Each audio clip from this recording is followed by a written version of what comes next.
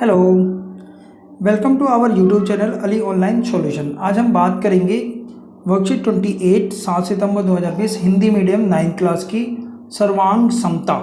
ठीक है, सर्वांग समता के बारे में पीछे की एक वर्कशीट आई थी समरूपता, उसमें मैंने थोड़ा बहुत डिस्कस किया था।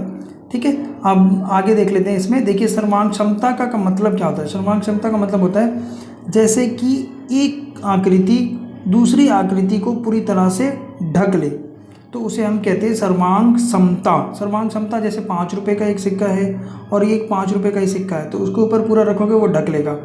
1 रुपये का सिक्का और 5 रुपये का सिक्का, ठीक है, वो क्या होगा, 5 रुपये से थोड़ा बड़ा होता है, ठीक है, तो उसको नहीं ढकेगा। तो ये दोनों समरूप हैं और ये दोनों कैसे हैं, सर्वांग संग हैं। ठीक है, आगे देखिए सर्वांग समता में त्रिभुज की 3 भुजाएं, कोण और शीर्ष की आपको पता ही होता है। त्रिभुज की क्या होती है, 3 भुजाएं होती हैं, 1 2 3, ठीक है, 3 इसके कोण होते हैं और इसके शीर्ष यानी ए बी सी 3 कोने होते हैं। सर्वांग समता का अर्थ होता है ऐसी आकृति जिनमें सभी अंग समान यानी बराबर हो। सर्वांग समता आकृति समान आकार और समान माप की होती हैं।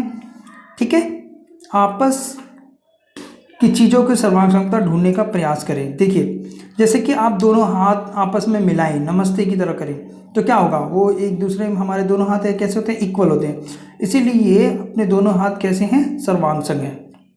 10 रुपये का एक नोट ले लिया, वो दूसरे वाले नोट पर रखो तो वो पूरी तरह से उसको ढक लेगा, तो दोनों नोट कैसे हैं, सर्वांग संग है। 10 का नोट और 100 के नोट को एक दूसरे के ऊपर रख के देखें, क्या आप पाएंगे 100 का नोट 10 के नोट से बड़ा है, इसीलिए दोनों क्या है, सर्वांग संग नहीं है।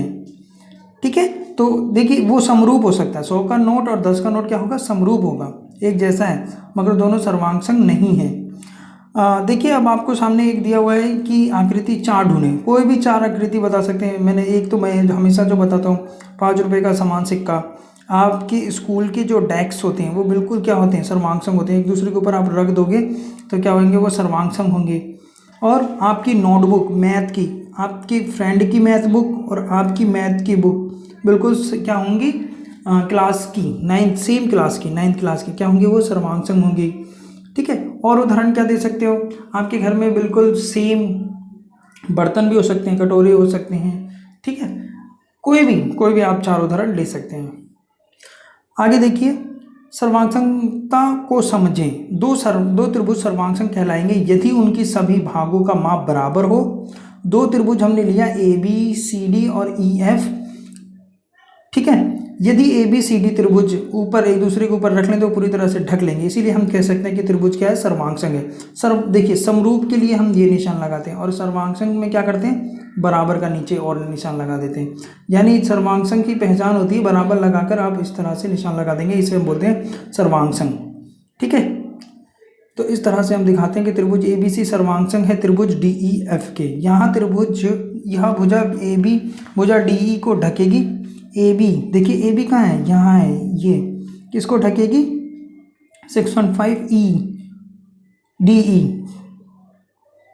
डी ई को तो नहीं ढकेगी 6.5, ये इसको ही ढकेगी। यहाँ पर ये डी ई लिख रखा है। ए बी जो है डी ई को ढकेगी, ठीक है, और सी बी जो है ई एफ को ढकेगी और ए सी जो है डी एफ को ढकेगी। ठीक है, इसीलिए ये क्या है, बराबर हैं आपस में, और इनके क्या होंगे, इनके कोण भी आपस में बराबर होंगे, तो हम इस तरह से लिख सकते हैं। ठीक है, हम लिखेंगे कि त्रिभुज ए बी सी सर्वांग संग है डी ई एफ के, और यहाँ ए बी सी त्रिभुज सर्वांग संग एफ डी ई नहीं, गलत होगा, इस तरह से नहीं लिख सकते, क्रम में ही लिख सकते हैं। आप अगर एफ ई डी लिखोगे तो मतलब क्या होगा, एफ कहाँ है, यहाँ है। ठीक है, तो इसीलिए हम क्या लिखते हैं, इसको क्रम में ही लिखते हैं, D E F, F E D नहीं, डी ई एफ। इसका मतलब ये नहीं हुआ कि डी वाला उसको सी वाले को ढक लेगा। देखिए ये कोण इसके कोण के बराबर है ना, तो ये कोण तो इसी को ढकेगा, मगर हम ऐसा नहीं लिखते हैं। ठीक है, देखिए ऊपर भी आप पढ़ सकते हो, दोनों संगत। देखिए क्या लिखा हुआ है, शीर्ष ए और डी को ढकेगा, इसीलिए यह दोनों शीर्ष क्या है, संगत शीर्ष कहलाएंगे। इसी तरह बी ई शीर्ष के संगत है और इसके है, तो ऐसा नहीं है कि आपको दिख रहा हो कि हम इसको सी ए बी लिख दें और इसको फिर एफ डी ई, तब तो लिख सकते, मगर ए बी सी हमने इसको क्रम से लिखा, ए बी सी, तो इसको भी आप क्रम से लिखोगे डी ई एफ, ना कि एफ। ये बात जो लिखी है वो ये लिखी है कि आप इसको क्रम में ही लिखेंगे, डी एफ ई डी ना नहीं लिखेंगे, ठीक है।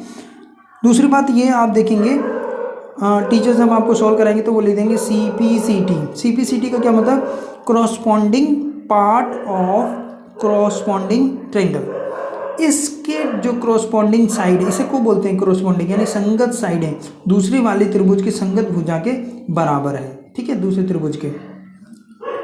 अब आप प्रयास कीजिए, नीचे दिए गए त्रिभुज सर्वांगसम हैं, यदि हाँ तो क्या आप इन त्रिभुजों के संगत भागों का नाम लिख सकते हैं? जी बिल्कुल लिख सकते हैं। देख लीजिए त्रिभुज हमारे पास है ये एक्स वाई जेड और ये है एल एम एन। तो त्रिभुज हमारा लिखिए, त्रिभुज X Y and now Z, और ये वाला जो त्रिभुज है एल एम एन, ठीक है। देखिए अब क्या बोला हमसे, संगत भुजा, संगत भागों के नाम। तो संगत भाग कौन से हो जाएंगे हमारे पास, एक्स वाई इस वाले त्रिभुज में किसके बराबर दिख रही है आपको, एल एम के, ठीक है। आगे चलिए, वाई जेड किसके बराबर हो जाएगी, एम एन के, और एक्स जेड बराबर हो जाएगा एल एन। एंगल भी लिख सकते हैं इसके आप, एंगल एक्स जो है बराबर होगा एंगल एल के, कोण वाई जो है बराबर होगा कोण एम के, और कोण जेड जो है बराबर होगा किसके, एन के, कोण एन के। बस हमने देखिए कोण भी लिख दिया और भुजा भी लिख दी।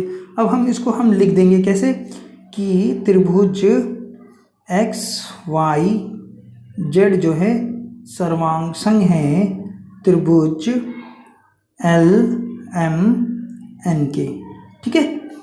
ओके, बस एक ही क्वेश्चन दिया था इसमें। Okay, thank you.